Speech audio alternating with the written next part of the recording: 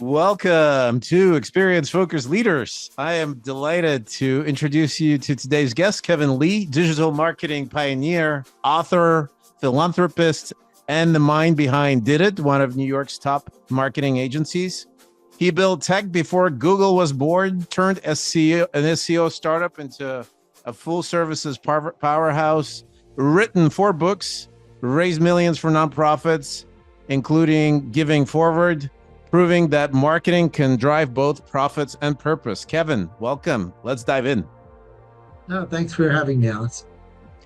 So Kevin, whenever I meet somebody who is building new products, running an agency, running nonprofit activities, multiple, running your own podcast for e-marketing organization. Tell me, how do you combine it all? What's your secret? Where do you get the energy and where do you get the resources to do all of this?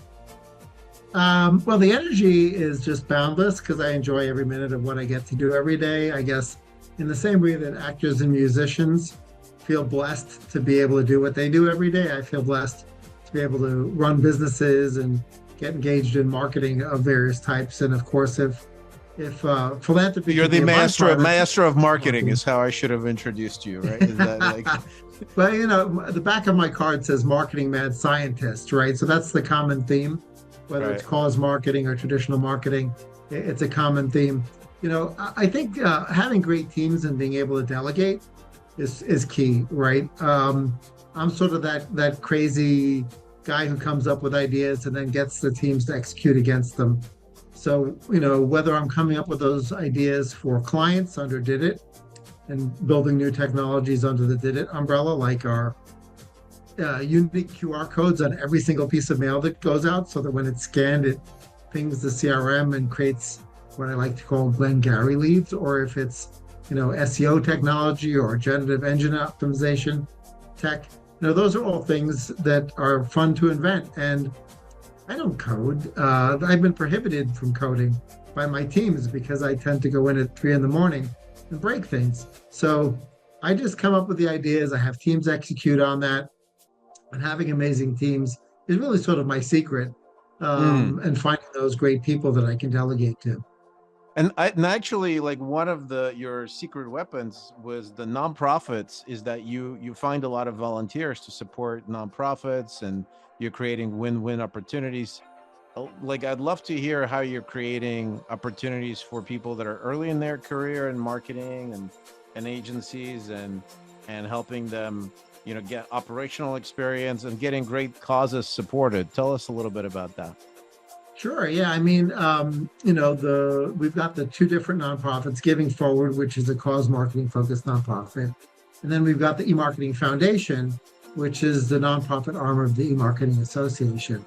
And since the mission of the eMarketing Foundation is, teaching best practices and allowing marketers to become great at what they do, that allows us to bring on volunteers. We've currently sort of discovered that the way the current U.S. immigration system works is for really talented master's degree and sometimes even PhD students, when they finish their studies, they have something called OPT, or optional practical training, which is the only way that they can stay in the country is to either get a job or volunteer for a nonprofit. So by having them come in, or they could marry somebody, but that doesn't sound like a great option these days. Well, maybe while they're volunteering, they should date up a storm, right? So, we'll make sure that we keep them busy 9 to 5, and then from 5 to 9 p.m., maybe they should be dating heavily. I don't have any tricks or tips to give them on the. But hey, marketing. I hear dating profiles is all about marketing. Not that I know. Exactly. They have to learn. I'm married already, so I'm very good. I came to the country back in the days. Exactly. So you're helping folks that are sort of like want to stay in the U.S., actually may be fascinated by the craft of marketing, whether it's technical or like they need extra drives. Like if English is not I've actually noticed a lot of marketers for whom English is not their first language that love marketing, And it's kind of strange, and I don't know if you're seeing this pattern, because we've seen this a little bit in our hiring teams at when we were looking at Relayto, also creating kind of an entrepreneur program. And there are a lot of folks that, just like were fascinated by marketing in their second language. And so they had to refine maybe technical skills, but I think there's something about connecting with people and getting the message across when you're struggling that this is not your first language, that's really intrinsically important to people. And I don't know if you've noticed that as a pattern for some of your volunteers that you're working with. Sure. Yeah. I mean, we've got a variety of volunteers. Some of them are getting their masters in either business or one of the, like an MBA. Some of them are getting sort of more data centric degrees, maybe masters in data science or something along those lines. And, luckily we've got enough projects going on that relate specifically to their educational objectives that we can find a way to, create a win-win for them.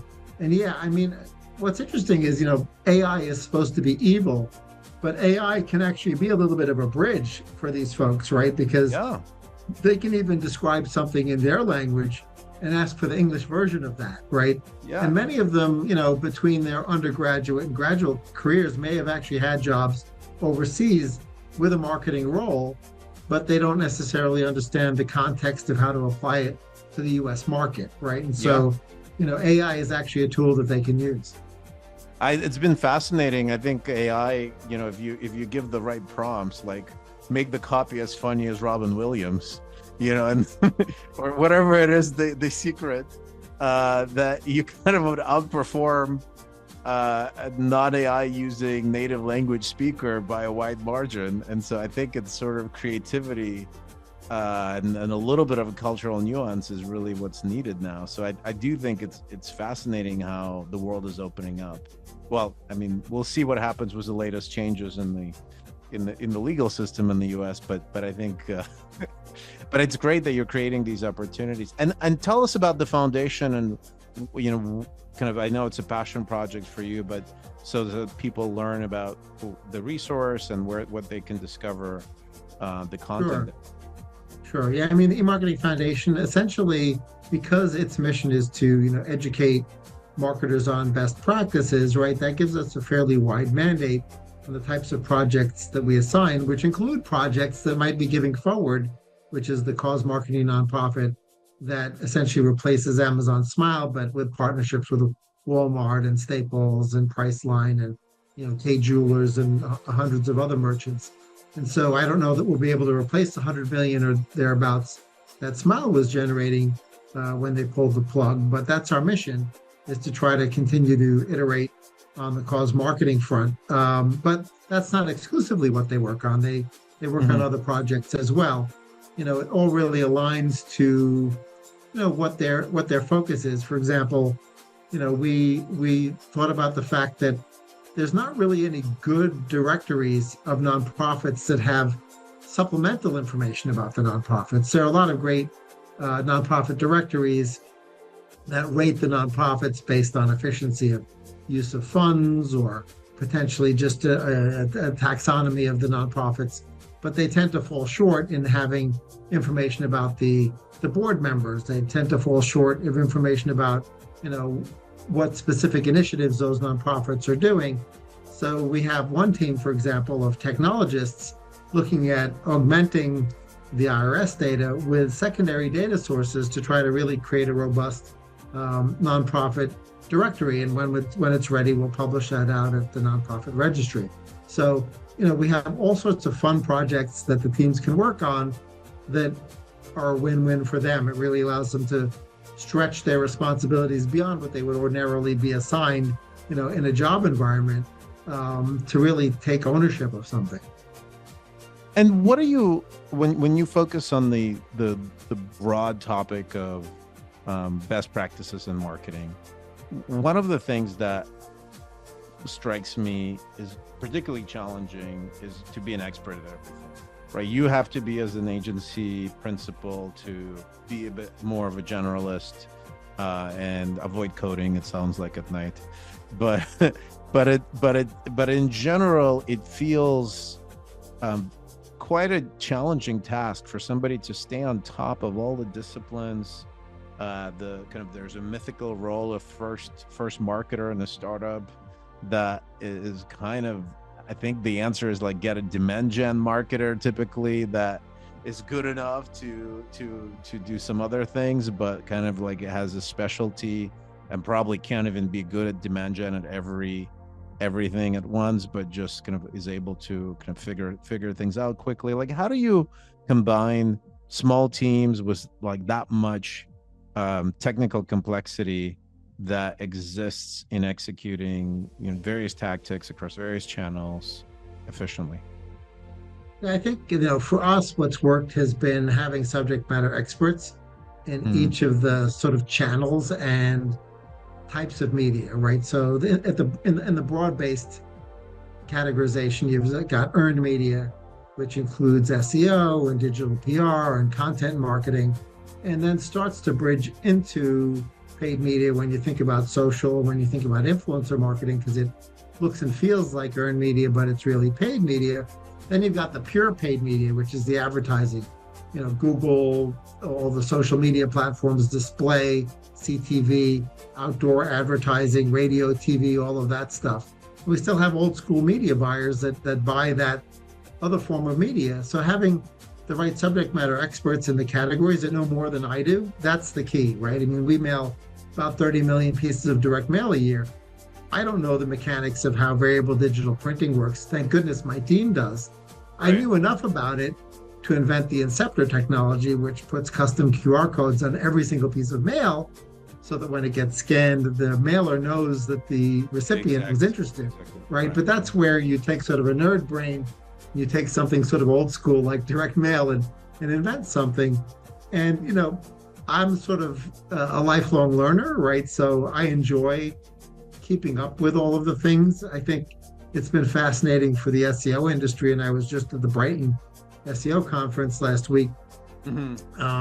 They're sort of being reinvigorated because now it's generative engine optimization that clients are asking about, which is how do I show up in Claude and ChatGPT and Gemini, which is a completely different set of algorithms. And so that stuff keeps us fresh, right? Because solving marketing problems is what's the most fun. Well, it's funny. You're reminding me of one of our other guests, Scott Brinker, who I'm sure you know as the I know Scott very well. Yep, MarTech guru, and his ever-extending list of marketing technology. That I think at some point there's some consolidation, but probably not enough type of story. Yeah. And then by the time you consolidate something, a whole new thing like Geo comes in and like breaks everything apart right now. And so there is this ever present tension between brilliant solutions, right, for specialists, and then ways to integrate all of this. And I know you're in this hotel room in München. Thank you for interrupting your marketing event where you're a speaker and facilitating startup pitches and conversations. So how do you balance the kind of the onslaught of innovation and marketing broadly, I'd say broadly just across communications and content, with streamlining things into platforms that at least work end to end, if not by the same platform, but are just deeply connected to get to outcomes? Yeah, it ties back into that lifelong learning, right? I put myself out there, and I've been able to build Didit into an agency that's somewhat self-sufficient, except for the fact that I'm out there doing some of the biz dev work, right? Obviously having intelligent conversations with marketers, learning what all their problems are, and then seeing if we've got, the fit on the internal side, and if not, we hire or acquire, which we made 11 acquisitions in the last 15 years. So that's sort of the focus I've taken. I'm still struggling with the delegation issue, right? Because in addition to running Didit, I've got a nutraceutical company, I've got the Marketing Association, I've got my nonprofit, right? So I've got an incubator, right? So, And I know you have and a always, girlfriend as well. So I think you're like, this is you're a yes, complete man. the work life balance. I don't know if it's a myth or not, but it's a constant. It requires constant effort and energy, right? To find out how to decide what you don't do, right, and Right. what you delegate to others. And that doesn't always work out for the best. I mean, I've had some delegation challenges where I've over delegated and realized that while I don't want to be a micromanager, there Mhm. is a proper place for that pendulum. And Yeah. finding that proper place depends on the person that you delegate to, right? Yeah. So I think everyone in management probably struggles with that perfect balance. Maybe it doesn't exist, but the best we can do is strive for it. And in terms of the integrating different systems and different kind of point solutions into one deliverable, do you feel like this is increasingly a core part of your value prop to some of your small to maybe mid-sized customers, where they don't have the bandwidth to mentally even process everything that you have to process? It sounds like it's a challenge for you. You have to stay on top of your toes. I imagine for a CEO or COO or somebody kind of has CRO who's not really managing marketing, who wants to delegate something and just get a bunch of quality leads, it's even more of a mental challenge to figure out what tactic works and maintain it. Like, do you become in ways like an outsourced chief marketing officer for some of your clients, and where it works and where it doesn't? Like, I would love to hear your take on that. We do end up there occasionally, but we rarely end up there initially, right? Because we find that for a CRO or a CMO to basically hand you the keys to their Lamborghini and say, I hope you know how to drive stick because I'm betting on you, right? That's a lot of responsibility for that individual to grant to a team, right? Whether it was an internal team or an external team. So we typically have conversations where we identify the biggest pain point that the individual has, where they have either the weakest link internally, or it's an area where they believe the greatest opportunity lies. And we'll go in there and we'll solve that, right? And so that'll be whichever SME internally is the best at that thing, that will end up being our point person on the Didit team. And then once we crush it for that, you've then built the trust, right? And then that retainer, which may have started out at $7,000, may grow to be 15 or 16 or 18 or 20. Our median is in the high teens, but we don't shy away from tackling the problem that the CRO or CMO thinks is their biggest problem, right? Because it may not be their biggest problem, but if it's the one they think is their biggest problem, right, we don't, rather than start you an need to prove, argument about you it, don't want to argue about it and say no. Yeah, exactly. Let's just go fix the problem they know they have, right? Right. And once you establish that trust, you have a much better land and expand strategy to work with, rather than our Trojan horse, to use that analogy. So you take a bicycle for a spin, and then next step. Yes, before the Lamborghini, yeah. And when you're doing that bicycle, what is it that you think defines the initial successful engagement for an agency, where you like really level set the expectations? Maybe you already win by just the way you're selling it in the first place. It's even before the engagement, and setting up the KPIs at the time of sale. Is it hand-holding it and just direct reporting? I think we're really interested because we're starting to work with agencies as our distribution channel, and oftentimes our customers bring in their agency partners sometimes to also use our technology, bring it in. So I'm personally very curious as to what is the pattern match, or what's kind of the outline for that super successful initial engagement. I mean, you mentioned KPIs, and those tend to often be very foundational, because there's a temptation in marketing teams or sometimes business development teams to use an oversimplified KPI, which doesn't really reflect long-term profitability. right? And so getting down deep into the data and understanding the difference between someone's average customer and their power customer ends up being really, really key because it changes your KPI, right? So while ROAS, for example, for an e-commerce client may be a nice intermediate KPI to start optimizing around, LTV is much more valuable because you're going to have a power customer that disproportionately reflects future profitability, right? So you don't want to treat all your customers equal. Same thing happens in B2B, right? In B2B, they often are not doing real-time lead scoring, and so they don't know the difference between a really good lead and a mediocre lead, and they're treating the leads more equal as a CAC or a cost per lead or something, of a dumbed down KPI. So one of the first things we do is we figure out, do they have the back end business intelligence to at least give us directionally more information about what their best customers look like, as opposed to just an average customer. And often that becomes a huge win, especially in paid media, paid search, paid social, programmatic, CTV, all those paid media channels, direct mail, right?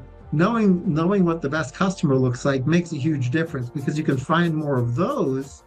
Right. When you find more of those, that's what moves the needle, not just new customers. Not just getting some dummy leads that are kind of a bunch of students working for you, like testing that. No. It's not just about having the budget, right? It's is this the type of customer that ends up being a long-term win-win, right? Because in the end, whether you're B2C or B2B, no relationship survives if it's not a win-win for both sides, right? So that means the price has to be relative to value, right? Whether you're selling Truth Nutrition nutraceuticals, which is one of my companies, or you're selling, a SaaS-based software platform, right? There needs to be that value exchange. Well, speaking of that, let me share one of my pet peeves in B2B marketing and get your reaction. You probably could guess what it is. So I was very fortunate to actually have one of the founders of the whole email marketing, lead gating industry here, the CEO and founder of Eloqua, on the pod. And most people in B2B marketing know Marketo and tools like HubSpot.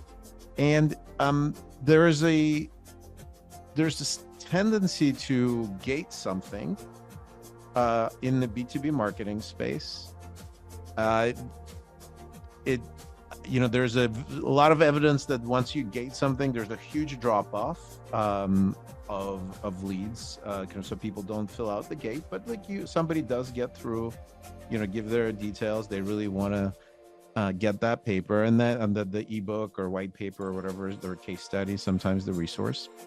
Then they get some notification like, okay, look for an email that you'll need to validate, our subscription or whatnot. So they have to then go click on an email. Then, sometimes they immediately can download a link to a PDF. Sometimes they have to wait again, click something else.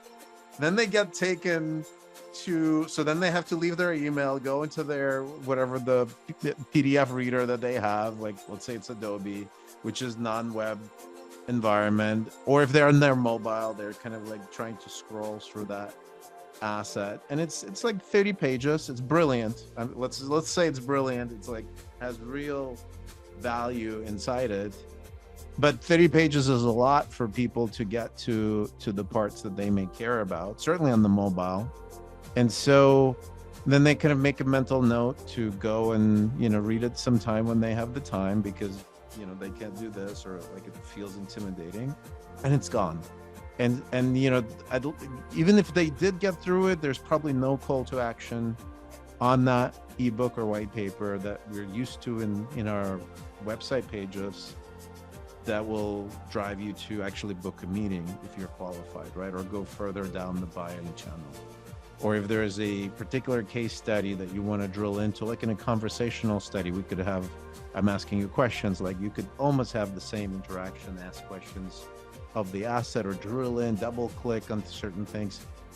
If you do that, if there's a video link, you kind of click on that video link, and then you go to YouTube, and or maybe Vimeo. Sometimes Vimeo requires you to register to Vimeo to see it, but let's say you go to YouTube, then you see an ad, and like even if you get through that video, you're off, right? Because you're on YouTube, you'd never come back. You're watching political scary news that we're getting, about New York becoming a communist state, whatever is the you're watching on your news.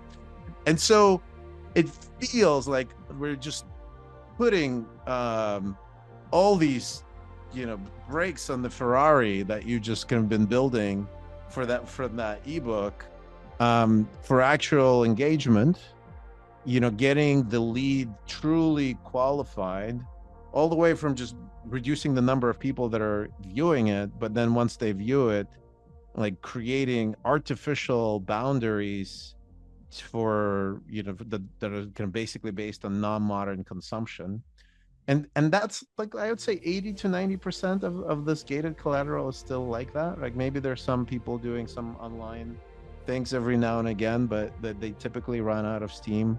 They do once in a blue moon and then they stop because it's too time consuming and expensive. That's my observation.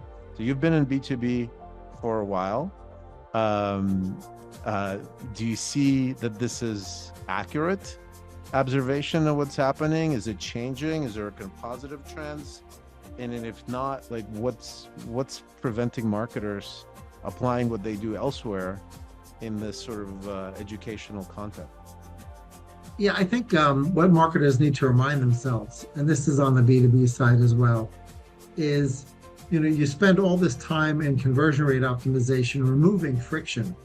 So arbitrarily adding friction may not have the result that you want.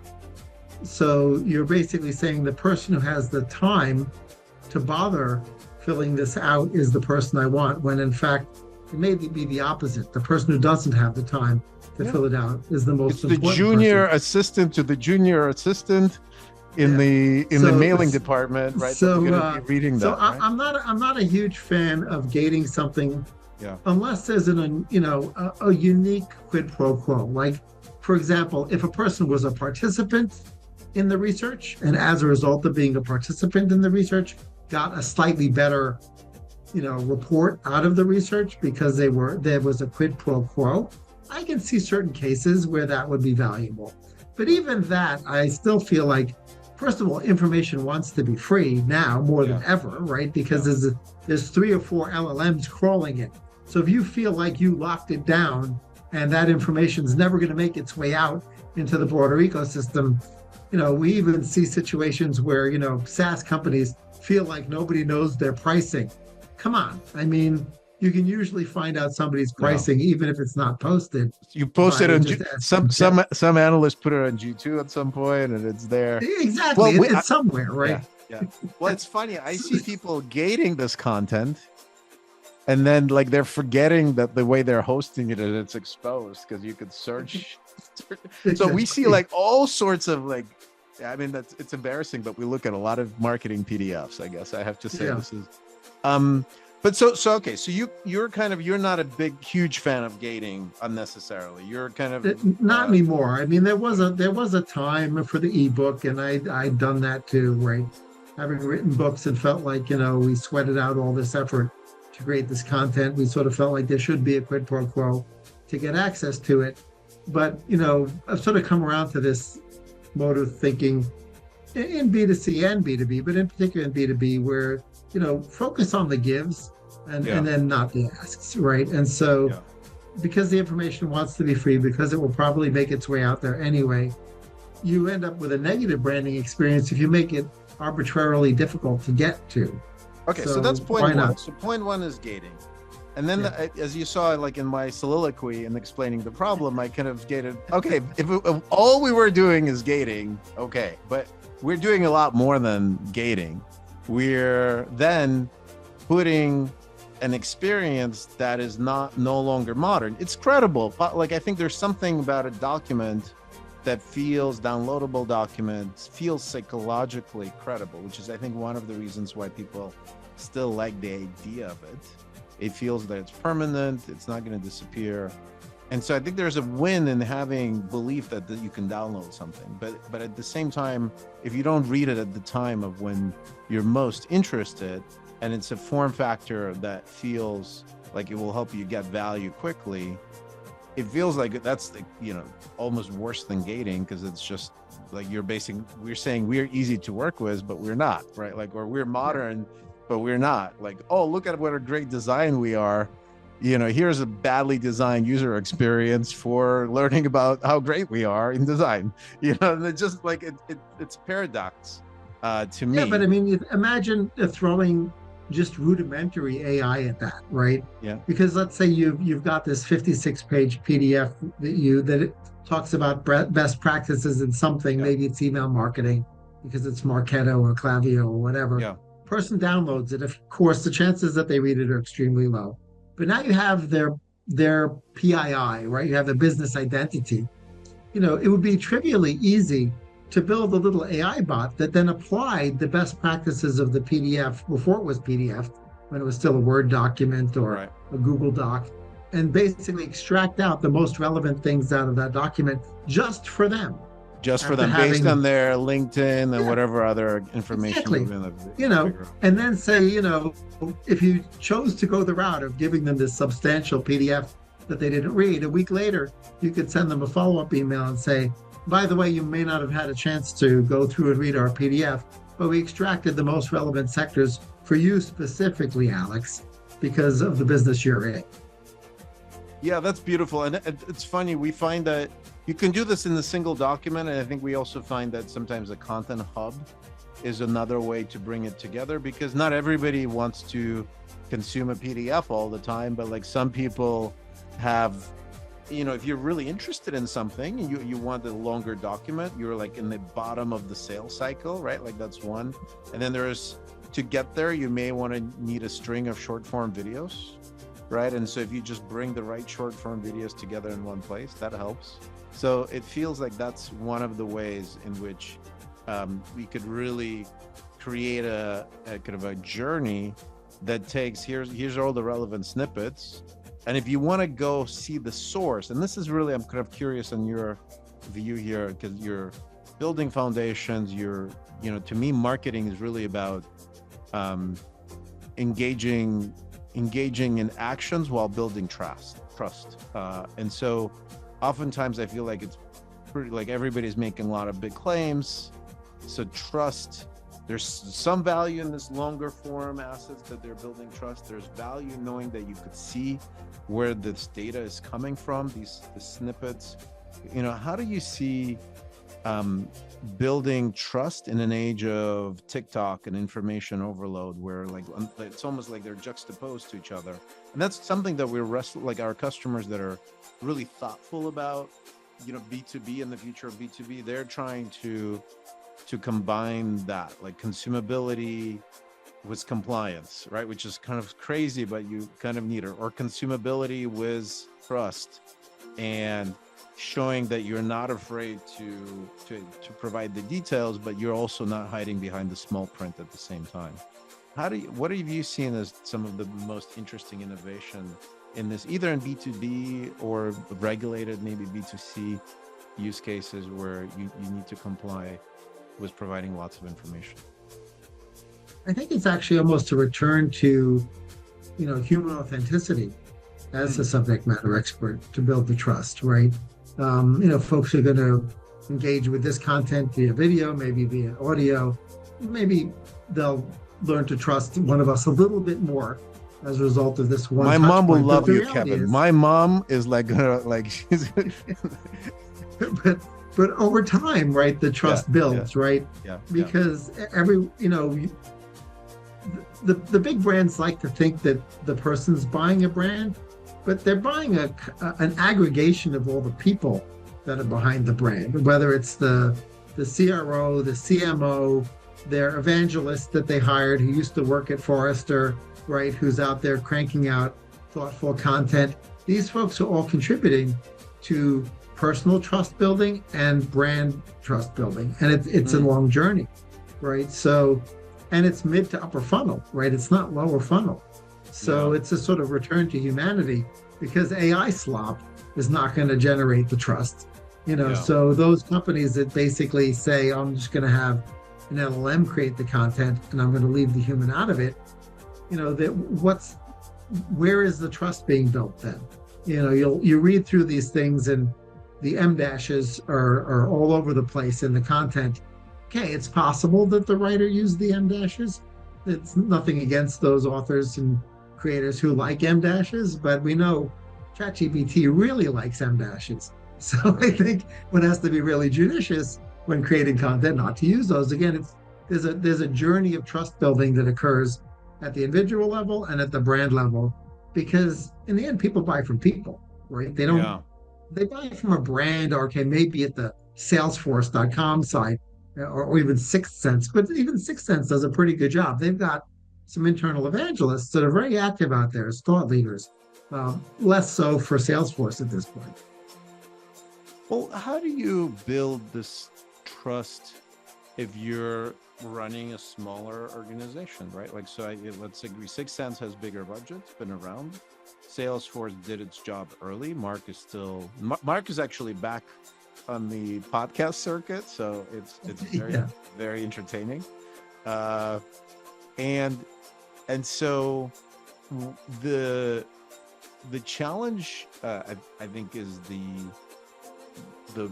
how do you even stand out with this in the world where there's a lot of people starting to do it. Like we're doing it. We're running relatively small organizations in the larger scheme of things, and I wonder, like, to what degree do you need it to break through the noise, or do you just need it to be there so when people do check out that this is real, that you kind of like listening to you, people like you, they kind of see you, they could see if somebody's watching, you could see your smile is just authentic, it's real, like you're like, yeah, I get this guy, I want to buy from him. Is that, do you think at the end of the day it's something as simple as that, or it's that plus really snappy sound bites that we need to go and put into videos? Do we need to do I need to do some hair job to look a little different, right? Like,